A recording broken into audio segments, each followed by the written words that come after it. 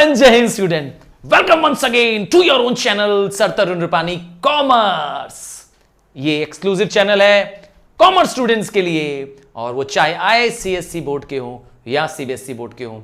और आज का टॉपिक है आईएससी इकोनॉमिक्स का एक chapter, economic growth and economic development. हाँ, आप शायद कंफ्यूज कर रहे होंगे कि सर ग्रोथ मतलब भी तरक्की है, उन्नति है, डेवलपमेंट मतलब भी उन्नति है, तो दोनों में डिफरेंस क्या है? आइए इसी को समझने के लिए चैप्टर बनाया गया है कि ग्रोथ और डेवलपमेंट क्या है, दोनों का मीनिंग जानना जरूरी है और दोनों में डिफरेंस क्या है।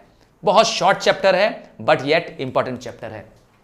तो ग्रोथ एंड डेवलपमेंट ये एक बहुत बड़ा और इंपॉर्टेंट इकोनॉमिक और सोशल चैलेंज है। आज की इकोनॉमी में पूरे वर्ल्ड ओवर में इस पे चर्चा चल रही है कि ग्रोथ करें कि डेवलपमेंट। आप बताओ क्या करना चाहिए?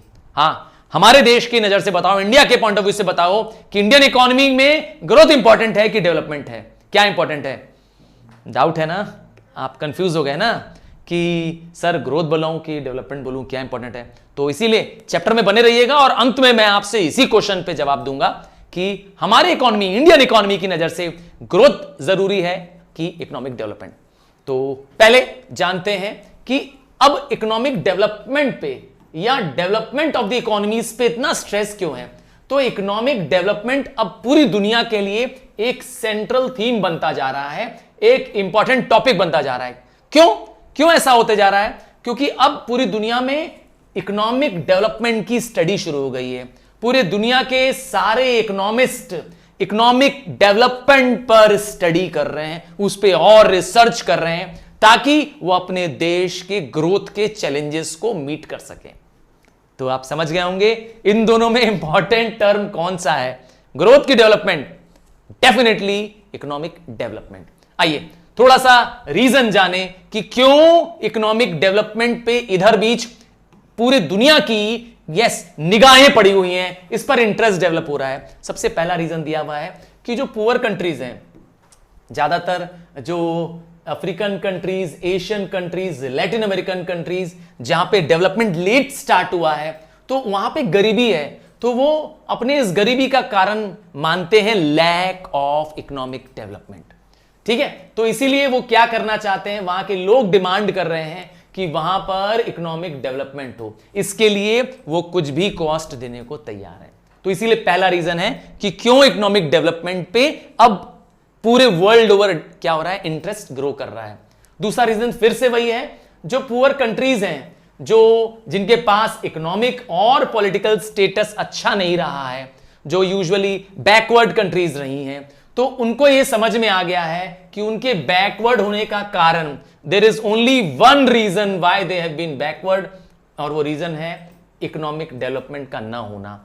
वहां पर इकोनॉमिक पावर नहीं है, वहां पर वर्ल्ड में रिकॉग्निशन नहीं है उन देश को, उनकी दुनिया में पहचान नहीं है, इसीलिए नहीं है उनके पास क्योंकि उनके देश का डेवलपमेंट नहीं हुआ। तो इसीलिए अब वो सारे देश भी क्या कर रहे हैं, इकोनॉमिक डेवलपमेंट पे रिसर्च कर रहे हैं, किस तरीके से अपनी कंट्री को वो और डेवलप कर पाए। तीसरा रीजन, जितनी भी अंडर डेवलप्ड कंट्रीज हैं, अगेन जिनके यहां ग्रोथ का स्टैंडर्ड बहुत कम है, वहां पर लोग कॉन्शियस हो गए हैं, जागरूक हो गए हैं। हां, वहां पर लोग समझ गए हैं। क्या समझ गए हैं? कि अगर हायर स्टैंडर्ड ऑफ लिविंग लाना है लोगों का, अगर विदेशों की तरह, एडवांस कंट्रियों की तरह हमें भी अपना स्टैंडर्ड इंप्रूव करना है, तो हमें भी क्या करना पड़ेगा, अपने देश में इकोनॉमिक डेवलपमेंट लाना पड़ेगा। क्योंकि इकोनॉमिक डेवलपमेंट आएगा नहीं तो मॉडर्न एमिनिटीज नहीं आएंगी और हमारा लिविंग स्टाइल इंप्रूव नहीं होगा। तो हम कॉपी करना चाहते हैं already advanced countries, Japan, America, इनको कॉपी करना चाहते हैं।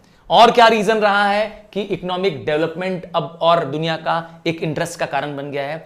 जो इकोनॉमिक डेवलपमेंट है वो एक एक्चुअली अपने आप में एक बहुत वाइड टर्म है, ये एक मल्टी डायमेंशनल कंसेप्ट है, ये एक कॉम्प्रिहेंसिव कंसेप्ट है। क्यों? क्योंकि ये अब दुनिया के लिए एक लीडिंग ऑब्जेक्टिव बन गया है। हर इकोनॉमी, हर गवर्नमेंट क्या करना चाहती है, याद रखिएगा, सिर्फ पुअर नहीं, रिच इकोनॉमी भी अपने आप को डेवलपमेंट करना चाहती है। एंड रिच क्यों करना चाहती है? रिच का रीजन यहां पे दिया हुआ है। जो रिच इकोनॉमीज हैं, जो रिच कंट्रीज हैं, उनको अपनी नीड, यस, उनकी नीड ऑफ इकोनॉमिक डेवलपमेंट समझ में आ गई है, और नीड है स्टीडी इकोनॉमिक ग्रोथ, क्योंकि ग्रोथ एक नैरो टर्म है, जबकि डेवलपमेंट एक वाइडर टर्म है विच इंक्लूड्स ग्रोथ। ग्रोथ के फैक्टर्स नैरो हैं और वो एक डेवलपमेंट के अंदर आ जाते हैं, और हर डेवलप्ड इकोनॉमी में, हर रिच इकोनॉमी में आ रहा है साइक्लिकल फ्लक्चुएशंस। तो इस साइक्लिकल फ्लक्चुएशंस को फेस करने के लिए इस बिजनेस साइकिल में जब डाउनवर्ड साइकिल आती है, जब रिसेशन डिप्रेशन आता है, तो उसको फेस करने का तरीका है इकोनॉमिक डेवलपमेंट। इसीलिए वो लोग अपने देश में भी अब इकोनॉमिक डेवलपमेंट लाना चाहते हैं। तो एक तरह से कहें, चाहे रिच हो चाहे पुअर कंट्री हो, सबकी तलाश एक है, सबका इंटरेस्ट अब एक है, इकोनॉमिक डेवलपमेंट। और last, the self interest of the developed countries. जो ऑलरेडी डेवलप्ड कंट्री है, सो कॉल्ड डेवलप्ड कंट्री है, चाहे अमेरिका हो, जापान हो, उनको यह मालूम है कि मेरी डेवलपमेंट तब तक बरकरार रहेगी जब तक development growth of the poor countries होती रहेगी। क्योंकि वो पुअर कंट्री को अगर डेवलप करने में अपने रिसोर्सेज स्पेंड करेंगे तो पुअर कंट्रीज रिचर होती जाएंगी और रिच कंट्री मोर रिचर होती जाएगी। अर्थात their development, yes, economic development depends upon the development of the poor countries. Poor countries develop करती जाएंगी, वहां पर होंगी ज्यादा डिमांड, जब वो रिच होने लगेंगी तो वो ज्यादा गुड्स एंड सर्विसेज डिमांड करेंगी, ज्यादा गुड एंड सर्विसेज प्रोड्यूस करने के लिए डेवलप्ड इकोनॉमी को और आउटपुट की जरूरत पड़ेगी और इंप्लॉयमेंट की जरूरत पड़ेगी, नतीजा वो और डेवलप होते जाएंगे। तो ultimately there is dependence of rich and the poor countries among each other. और इसीलिए आज दुनिया में economic development has become the key interest area. अब आता है दोनों में डिफरेंस समझेंगे, पहले दोनों का मीनिंग जानेंगे कि सर ये इकोनॉमिक ग्रोथ क्या है और क्यों अब इसको इतना इंपॉर्टेंस नहीं दे रही है दुनिया। क्योंकि इकोनॉमिक ग्रोथ एक नैरो फैक्टर है, एक स्टडी है जिससे आप क्या करना चाहते हैं, देश की ग्रोथ को मेजर करते हैं over study rise in the per capita income and national income. एक एग्जांपल समझाते हैं, एक एग्जांपल समझना, अब बताना ग्रोथ हो रही है। हाँ, इंडिया की नेशनल इनकम 1991 में, ध्यान से मेरे मन से अज्यूम्ड एग्जांपल है, 1991 में इंडिया की नेशनल इनकम थी $10 बिलियन, ठीक। फिर 1991 में $10 बिलियन हो गई, 2001 में इंडिया की नेशनल इनकम हो गई $12 बिलियन। 10 से 12, वाह, $2 बिलियन बढ़ गया 10 सालों के अंदर। 2021 में या 2011 में इंडिया की नेशनल इनकम हो गई $15 बिलियन, 2021 में $25 बिलियन। तो सुनने में तो आ रहा है क्या, 1991 से लेके 2021 तक लगातार हर 10 सालों में इंडिया की नेशनल इनकम, इंडिया की पर कैपिटा इनकम भी साथ में ग्रो करती जा रही है। तो बस इसी का नाम रख दिया गया है इकोनॉमिक ग्रोथ। तो $25 बिलियन हो गई 2021 में, तो इंडियन इकोनॉमी तो बड़ी ग्रोथ कर रही है, वाह भाई वाह। पर कहीं इसमें यह बताया मैंने कि वहां पर गरीबी दूर हो रही है, वहां पर अनएम्प्लॉयमेंट कम हो रही है, वहां पे इनकम की जो डिस्पैरिटीज हैं, हाँ, जो रिच एंड पुअर का गैप है वो कम हो रहा है, कहीं इसमें डिस्कस हुआ है? नहीं हुआ है। ये जरूर बता दिया है कि देश में क्या हो गई है, इकोनॉमिक वेल्थ इंक्रीज हो गई है, पर कैपिटा इनकम इंक्रीज हो गई है, बट ये कहां बताया है कि वो पर कैपिटा इनकम गरीबों की इंक्रीज हो रही है। तो इसीलिए इकोनॉमिक ग्रोथ एक नैरो पर्सपेक्टिव में बात करता है। आइए बुकिश टर्म में देखते हैं इकोनॉमिक ग्रोथ के बारे में। तो इकोनॉमिक ग्रोथ क्या कहता है? इकोनॉमिक ग्रोथ कहता है कि एक ऐसा प्रोसेस जिससे real per capita income of the country increases.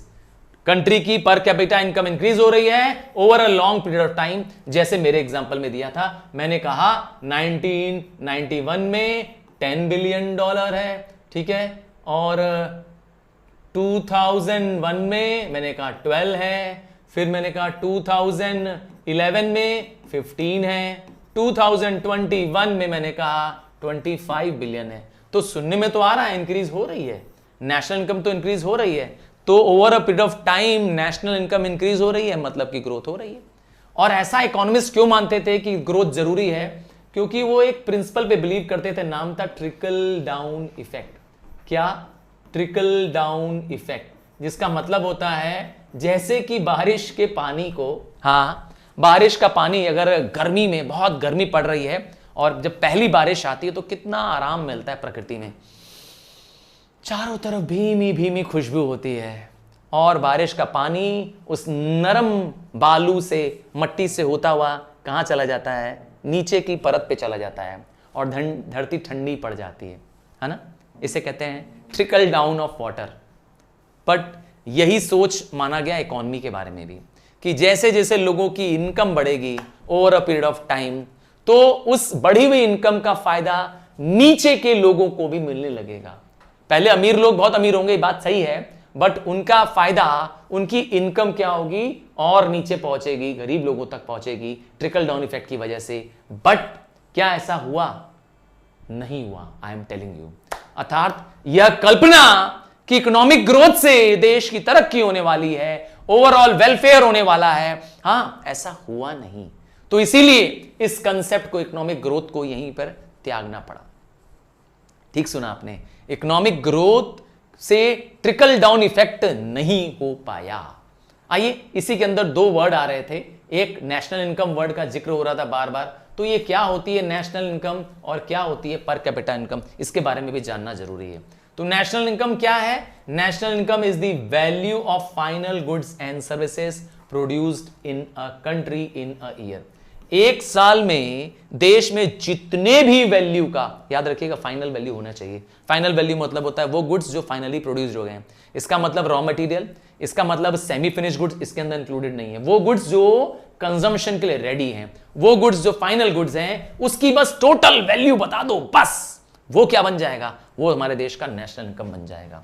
इसको कई बार जीडीपी के, कई बार जीडीपी के रूप में मेजर करते हैं या जीएनपी के रूप में मेजर करते हैं। डीपी और एनपी में थोड़ा सा अंतर है, हाँ थोड़ा सा अंतर है। और जब आप डोमेस्टिक की बात करते हो, क्या वर्ड है? जीडीपी में वर्ड आता है डोमेस्टिक, मतलब सिर्फ कौन? वो लोग जो डोमेस्टिक टेरिटरी में रहते हैं, वो इनकम जो हमारे देश की सीमा के अंदर है, वो इनकम, वो गुड्स एंड सर्विसेज, वो फाइनल गुड्स एंड सर्विसेज जो प्रोड्यूस हो रहे हैं कश्मीर से कन्याकुमारी तक, हाँ गुजरात से नागालैंड तक। इसका मतलब है अमेरिका में अगर कोई गुड्स एंड सर्विसेज प्रोड्यूस हो रहा है वो हमारा है, पर उसको इंक्लूड नहीं करेंगे। इसमें फॉरेन से आने वाली क्या फैक्टर इनकम फ्रॉम अब्रॉड को इंक्लूड नहीं किया गया है। किसमें? डोमेस्टिक में। डोमेस्टिक में मान के चल रहे हैं कि देश कोई भी एक्सपोर्ट इंपोर्ट नहीं करता है, कोई भी फॉरेन से इनकम ना रिसीव हो रही है ना पे हो रही है, तो ये डोमेस्टिक इनकम आती है। हम लोग उसको कहते हैं डोमेस्टिक टेरिटरी। हाँ, मतलब वो गुड्स एंड सर्विसेज जो भारत की सीमा में, इंडिया का आप जो सीमा है, इंडिया की जो बाउंड्रीज है, उसके अंदर जो भी गुड्स एंड सर्विसेज बन रहे हैं उसकी टोटल वैल्यू निकाल दो, आ जाएगा जीडीपी। क्या कहते हो? जीडीपी से बड़ा होगा जीएनपी कि नहीं? हाँ, जीएनपी। क्यों? क्योंकि जैसे ही जीएनपी शब्द का इस्तेमाल होने लगेगा तो यहां पर नेशनल शब्द है, ग्रॉस नेशनल प्रोडक्ट। तो नेशनल वर्ड उन सब के लिए आता है जो रेसिडेंट्स हैं।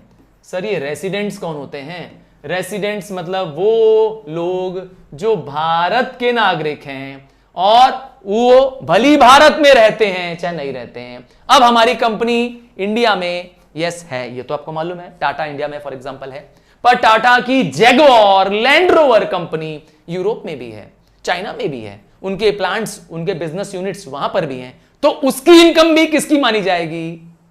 हाँ, अरे मेरी नहीं, सर की नहीं, इंडिया की। हम इंडिया को रिप्रेजेंट कर रहे हैं। तो कहना क्या चाहते हैं? वो value of goods and services जो कि नॉर्मल रेसिडेंट्स की है। और नॉर्मल रेसिडेंट्स कौन होते हैं? वो नागरिक जो देश में इकोनॉमिक इंटरेस्ट रखते हैं, अर्थात जो देश में रह रहे हो चाहे न रह रहे हो, इससे ज्यादा महत्व नहीं करता है, उसका इकोनॉमिक इंटरेस्ट हमारा देश है। मैंने बता दिया, हमारी बहुत सारी कंपनियां, हमारे बहुत सारे इंडियंस भली विदेश में रह रहे हो, पर उनका पैसा इंडिया में आ रहा है, उनका इकोनॉमिक इंटरेस्ट इंडिया में लाई करता है, उनकी कमाई इंडिया में फैक्टर इनकम के रूप में आ रही है, वो तो net factor income from abroad को इंक्लूड करता है। तो ये एक बड़ा टर्म है, नेशनल इनकम एक बड़ा टर्म है। It includes it includes final value of goods and services not only which is produced within the country but also the factor income from of the abroad. तो बाहर से आने वाली हमारी सारी फैक्टर इनकम, उन सबको, फैक्टर मतलब याद होगा लैंड, लेबर, कैपिटल और एंटरप्राइज, इनकी इनकम को भी जो हमारे देश में आ रही है, इन सबको क्या करते हैं, जोड़ देते हैं. इसीलिए GNP is usually larger than the GDP. तो ये दोनों ही पार्ट हैं नेशनल इनकम का. नेशनल इनकम इनको इंक्लूड करता है. अब आता है एक टर्म और बार बार आ रहा था, ये प्रति व्यक्ति कमाई, पर कैपिटा इनकम. और ये निकालना बहुत आसान है, बहुत आसान है, क्योंकि जब आप प्रति व्यक्ति निकालना चाहते हो तो एक कीवर्ड है एवरेज इनकम निकालना चाहते हो. आपको बस नेशनल इनकम मालूम चल जाए, डिवाइडेड बाय द पॉपुलेशन से कर दो, आपको आ जाएगा. अगर आपको हर एक भारतीय नागरिक की कमाई कितनी है ये जाननी है, तो पूरे भारत में कितने final value of goods and services produce हो रहे हैं, डिवाइडेड बाय दी पॉपुलेशन. हां, जब हम नेशनल इनकम की बात करते हैं तो आपसे बात करते हैं एनएनपीएफसी की. फुल फॉर्म बता देता हूं, net national product at factor cost. NNPFC को डिवाइड कर दो पूरे देश की पॉपुलेशन से, तो आ जाएगा आपको प्रति व्यक्ति आमदनी. और यही तरीका है पता करने का देश ग्रोथ कर रहा है कि नहीं कर रहा है. तो मैंने कहा हां, हमारा देश तो ग्रोथ कर ही रहा है. आपको मैं ये बहुत क्लियरली बता दूं कि इंडिया की ग्रोथ तो हो रही है, पर क्या डेवलपमेंट हो रहा है देश में? ये एक बहुत बड़ा चैलेंज है हमारे देश के लिए.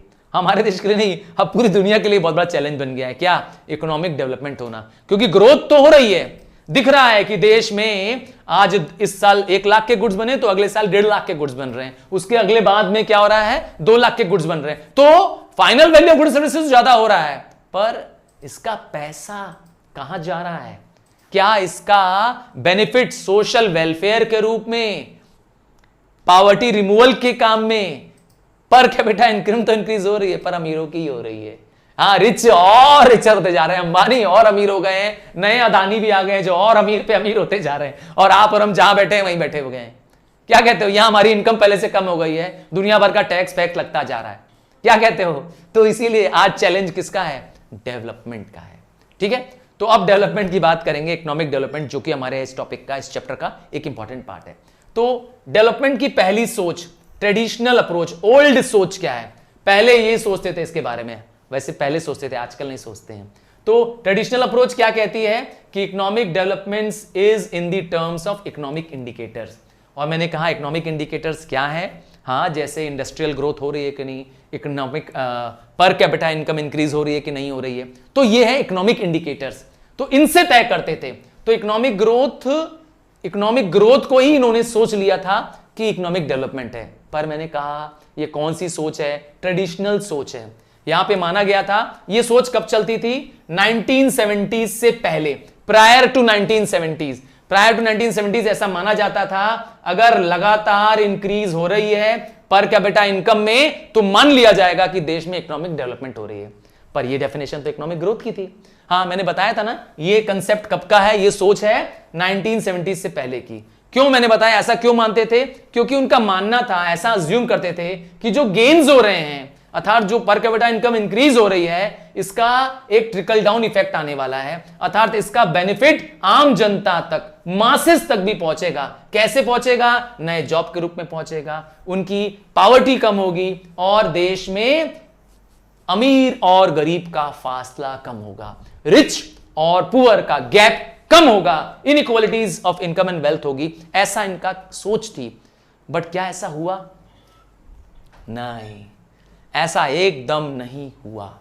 इकोनॉमिक डेवलपमेंट की ये थ्योरी, ये कंसेप्ट, ये व्यू 1970s के बाद बंद हो गई, सोच ही बदल गई. आइए, क्या नया मॉडर्न व्यू आया, क्या नई सोच ली? तो वो नया और मॉडर्न व्यू ये था कि अब इकोनॉमिस्ट इस थ्योरी को मानने से मना कर दिए. उन्होंने बोला इसमें सामाजिक बदलाव नहीं है, इसमें सोसाइटी का चेंज अवेलेबल नहीं दिखाई दे रहा है, इसमें सिर्फ क्या हो रहा है, ग्रोथ क्या का नजरिया दिखाई दे रहा है, डेवलपमेंट है नहीं. तो इसीलिए इकोनॉमिस्ट ने इसको रिजेक्ट कर दिया. 1970s में आते आते इकोनॉमिस्ट ने इस थ्योरी को रिजेक्ट कर दिया. किसको? Traditional definition of economic development को रिजेक्ट कर दिया. कहा कि ये बहुत ही नैरो कंसेप्ट है. तो अब देखिए डेफिनेशन क्या है जो अब अप्लाई हो रही है. अब ये अप्लाई हो रही है कि इकोनॉमिक डेवलपमेंट क्या है? एक ऐसा प्रोसेस है जिससे पर कैपिटा इनकम तो बढ़ेगी, पर कैपिटा इनकम तो बढ़ेगी। यहां तक तो देखिए सेम डेफिनेशन है, यहां तक तो डेफिनेशन इकोनॉमिक ग्रोथ की है कि पर कैपिटा इनकम इंक्रीज होगी, over a long period of time increase होगी। देखिए रातों रात नहीं बढ़ती पर कैपिटा इनकम, एक लंबा समय लगता है। बट साथ में क्या होना चाहिए, देश में रिडक्शन इन पॉवर्टी होनी चाहिए, गरीबी कम होनी चाहिए, inequalities of income and wealth कम होनी चाहिए, अमीरी गरीबी का फासला घटना चाहिए, एंड लास्ट में देश में बेरोजगारी अनएम्प्लॉयमेंट भी कम होनी चाहिए। अर्थात लोगों का एम्प्लॉयमेंट लंबड़ बनना चाहिए, ज्यादा लोगों के पास रोजगार होना चाहिए। जब ये सब होगा तो माना जाएगा देश क्या कर रहा है, डेवलपमेंट कर रहा है। इसीलिए अब ये एक बहुत ही मल्टी अर्थात मैनी डायमेंशनल का सब्जेक्ट है, एक कॉम्प्रिहेंसिव कंसेप्ट है, एक बहुत ही बड़ा कंसेप्ट है इकोनॉमिक डेवलपमेंट। और यही आज पूरी दुनिया के लिए एक बहुत इंपॉर्टेंट स्टडी का, रिसर्च का विषय बन गया है। हर देश इस पे स्टडी करना चाहता है। आइए दोनों में डिफरेंस जानना चाहते हैं। डिफरेंस किसके बीच में, ग्रोथ के बीच में और डेवलपमेंट के बीच में। एक ही पैराग्राफ के अंदर आप इसको देख पाएंगे पॉइंट वाइज। तो डेवलपमेंट पहले ही समझ में आ गया, एक बहुत बड़ा टर्म है। तो डेवलपमेंट एक कॉम्प्रिहेंसिव शब्द है, वाइड टर्म है, जबकि इकोनॉमिक ग्रोथ क्या है, नैरो कंसेप्ट है। आप टेबुलर भी बना सकते हैं, टेबल भी बना सकते हैं, और टेबल बना के भी डिफरेंस कर सकते हैं, आपके ऊपर है। दूसरा, इकोनॉमिक ग्रोथ की जब हम बात करेंगे तो ये सिर्फ कहता है आउटपुट इंक्रीज कर दो, मतलब आप अपने देश का final goods and services increase कर दो, प्रोडक्शन इंक्रीज कर दो, बस। जबकि डेवलपमेंट कहता है ना, आउटपुट इंक्रीज करना है, साथ में स्ट्रक्चरल चेंजेस भी लाना है। आपकी इकोनॉमी में स्ट्रक्चरल चेंज होना चाहिए, सोशल सामाजिक बदलाव भी साथ में आना चाहिए। और फिर से अगला डिफरेंस क्या है, इकोनॉमिक ग्रोथ कहता है इंक्रीज इन इनकम होनी चाहिए, ये कहता है ना ना ना, ये कहता है ना। इकोनॉमिक डेवलपमेंट कहता है नहीं, इनकम तो इंक्रीज होगी, साथ में क्या होगा, गरीबी मिटेगी, बेरोजगारी मिटेगी। हां, बेरोजगारी नहीं लिखा है, मैं बोल देता हूं, अनएम्प्लॉयमेंट क्या होगी, रिड्यूस होगी, रिडक्शन मैं लिख रहा हूं इन अनएम्प्लॉयमेंट। अनएम्प्लॉयमेंट देश से क्या होगी, कम होनी चाहिए, inequalities of wealth and income कम होनी चाहिए। और क्या डिफरेंस है, इकोनॉमिक ग्रोथ की जब बात करते हैं तो सिर्फ इकोनॉमिक इंडिकेटर्स की बात करते हैं। सिर्फ कौन से इंडिकेटर्स, इकोनॉमिक इंडिकेटर्स, जैसे मैंने कहा पर कैपिटा इनकम, हाँ जीएनपी, ये सब इकोनॉमिक इंडिकेटर्स हैं। जबकि इकोनॉमिक डेवलपमेंट की बात करते हैं तो ये economic as well as non economic दोनों को लेता है। कहता है इकोनॉमिक इंडिकेटर्स जो कि इनकम से रिलेटेड थे, और नॉन इकोनॉमिक इंडिकेटर्स जैसे मैंने कहा सोशल चेंजेस आना, टेक्निकल चेंजेस आना, हाँ इसका भी तो ग्रोथ होना चाहिए, समाज में इसमें भी तो बदलाव आना चाहिए, तो ये भी क्या हो, बेटर हो, इंप्रूव हो। इसीलिए इकोनॉमिक डेवलपमेंट फिर से एक बहुत ही वाइड टर्म है। अगेन इकोनॉमिक ग्रोथ एक क्वांटिटेटिव चेंज का बिलीव करता है, अर्थात इसकी ग्रोथ को आप पूरी तरीके से मेजर कर सकते हो, एग्जैक्टली मेजर कर सकते हो, नंबर भी दे सकते हो, क्योंकि ये क्वांटिटेटिव मेजरमेंट है। जबकि इकोनॉमिक डेवलपमेंट एक बहुत वाइड टर्म है, ये क्वांटिटेटिव भी है बट साथ में क्वालिटेटिव भी है। इसका मतलब है कोई भी कंट्री अपना इकोनॉमिक डेवलपमेंट डिफाइंड नंबर में नहीं बता सकती हमको कि हमारा इकोनॉमिक डेवलपमेंट इतना है। हाँ, कोई एक नंबर से इसको मेजर नहीं कर सकते हैं। अगेन इकोनॉमिक डेवलपमेंट देश किसकी प्रॉब्लम है, आज जितने भी अमीर देश हैं, अमेरिका, जापान, हाँ इनकी समस्या है, पता है कि नहीं है, इनकी समस्या डेवलपमेंट नहीं है, इनकी समस्या ग्रोथ है। बोलेंगे सर वो कैसे, जापान की समस्या, अमेरिका की समस्या आज क्या है, वहां पर पहले ही इकोनॉमी में क्या है, अमीरी गरीबी का फासला कम है, वहां पर पहले ही इकोनॉमी में अनएम्प्लॉयमेंट कम है, बट वहां की ग्रोथ नहीं हो रही है, वहां पे पर कैपिटा इनकम बहुत बहुत स्लोली राइज हो रही है। शायद आपको पता भी होगा, उनका जीडीपी बहुत स्लोली राइज हो रहा है, तो वहां पर ज्यादा प्रॉब्लम किसकी है, ग्रोथ की है। जबकि हम जैसे देशों में, इंडिया जैसे देशों की बात करो, इंडिया चाइना की बात करो, तो यहां पर अभी जरूरत है किसकी, डेवलपमेंट की। ठीक है ना, तो डेवलपिंग देशों में किस चीज की प्रॉब्लम है, प्रॉब्लम ऑफ इकोनॉमिक डेवलपमेंट है। हम चाहते हैं कि हमारी पर कैपिटा इनकम तेजी से राइज हो रही है, नेशनल इनकम बहुत तेजी से राइज हो रही है, पर हमारा इसका स्ट्रक्चरल चेंजेस क्या हुआ, पर इसका हमारा इफेक्ट टू दी सोसाइटी क्या हुआ, क्या देश में गरीबी कम हुई, क्या इस इनकम इंक्रीज करने का बेनिफिट सोसाइटी के आम लोगों तक पहुंचा क्या, यह हमारे देश की एक बहुत बड़ी जरूरत है। ये ये अभी भी क्या है, हमारे लिए बहुत बड़ा चैलेंज है। हाँ, इसीलिए हम लोग के लिए, डेवलपिंग देशों के लिए इकोनॉमिक डेवलपमेंट इंपॉर्टेंट है, और डेवलप देशों के लिए इकोनॉमिक ग्रोथ आज भी इनके लिए यस चैलेंज है। नेक्स्ट आता है, तो प्रोसेस ऑफ इकोनॉमिक डेवलपमेंट बहुत कॉम्प्रिहेंसिव है, इसको पहले ही डिस्कस कर चुका हूं, पहले ही बता चुका हूं। इकोनॉमिक ग्रोथ एक नैरो कंसेप्ट है, इसके लिए इतनी टेंशन नहीं लेनी है। और लास्ट पॉइंट एक और डिफरेंस कर लेता हूं, 8वां डिफरेंस कर लेता हूं। हालांकि आपको 8 डिफरेंस लर्न करने की जरूरत नहीं है, ठीक है, मैं बता 8 दे रहा हूं, आप मैक्सिमम 5 कर लीजिए, 6 कर लीजिए, not more than that is more than enough, ठीक है। 6 से अधिक मत करिएगा, जो आपको आसान 6 लगते हैं। Economic development necessitates more active role of the government. अगर आप चाहते हैं देश में इकोनॉमिक डेवलपमेंट हो, अर्थात देश में स्ट्रक्चरल चेंजेस आए, देश में क्वालिटेटिव चेंजेस आए, हाँ, देश में गरीबी दूर हो, ठीक है ना, तो इसके लिए प्राइवेट लोग नहीं करेंगे, वो गरीबी मिटाने के चक्कर में दे देंगे, वो पहले अपनी गरीबी मिटाएंगे प्राइवेट लोग। क्यों? वहां पे inequality of income and wealth तो होके रहेगी, तो इसके लिए गवर्नमेंट को क्या करना पड़ेगा, एक्टिव रोल करना पड़ेगा। इसीलिए जहां पर आप चाहते हैं इकोनॉमिक डेवलपमेंट अच्छा हो, वहां पे गवर्नमेंट को एक की रोल प्ले करना पड़ेगा। हमारे देश की बात कर रहा हूं, इसीलिए हमारे देश में गवर्नमेंट बहुत सारे ऐसे काम कर रही है जिससे गरीबी दूर हो। गरीबों को सस्ते रेट पे घर या मुफ्त में घर दे रही है, जो बेघर हैं उनको मुफ्त में सिलेंडर दे रही है, पता ही होगा, मुफ्त में बिजली का कनेक्शन दे रही है। इसीलिए हमारे देश में इकोनॉमिक डेवलपमेंट करने के लिए, हम जैसे देशों के लिए, मतलब डेवलपिंग देशों के लिए गवर्नमेंट बहुत रोल इंपॉर्टेंट प्ले कर रही है, जैसा कि आपकी मोदी गवर्नमेंट भी कर रही है। अगला टॉपिक है हमारा, लास्ट टॉपिक है सस्टेनेबल डेवलपमेंट। सस्टेनेबल, हाँ, एक ऐसा ग्रोथ, एक ऐसी तरक्की जो न सिर्फ आज की जरूरत पूरा करती हो, पर आने वाले जनरेशंस के लिए भी कोई कॉम्प्रोमाइज नहीं है। अर्थात growth which fulfils the needs of the present generation as well as keeping in view the coming generations. तो ऐसा पैटर्न ऑफ डेवलपमेंट करना जिससे फ्यूचर जनरेशन को भी क्या मिलता रहे, वो सारा कुछ मिलता रहे जो कि करंट जनरेशन को प्राप्त हो रहा है कि नहीं है। सो इसी तरीके से ये चैप्टर हमने फिनिश कर दिया है, बुलेट की स्पीड से समझ में आ गया है, तो प्लीज एक हेल्प मेरी कर सकते हो तो जरूर करो, और वो है अपने फ्रेंड्स क्लासमेट्स को इस लिंक को शेयर कर दो, क्योंकि दिस वीडियोस, हाँ, ये सारे वीडियोस मैं आपके ही रिक्वेस्ट में बना रहा हूं, और कमेंट बॉक्स में आप बता सकते हैं कि अगला वीडियो मैं किस पर बनाऊं, but please do not forget to comment on it. मेरे पूछे गए मेरे आस्क किए गए आपसे क्वेश्चन को भी जरूर दिया करिए। और एक रिक्वेस्ट रहेगा कि जब भी आपको लगता है कि आपका कंसेप्ट क्लियर है, समझ में आ रहा है, तो प्लीज प्लीज प्लीज इसे लाइक करके मुझे एनकरेज भी कर सकते हैं, क्योंकि आपके लाइक मुझे ये बताते हैं कि मेरा एफर्ट्स राइट डायरेक्शन में है। और मेरे प्यारे रॉक स्टार्स, हाँ, रॉक स्टार हमने आईसीएससी कॉमर्स का चैनल बना रखा है, ये एक टेलीग्राम चैनल है, डिस्क्रिप्शन में इसका लिंक दिया हुआ है, वहां पर आपको सारे ये नोट्स भी इजीली मिल जाएंगे। अगर आप चाहते हैं आपको नोट्स मिल जाए तो please do go and join it. So thank you and love you and bye from now.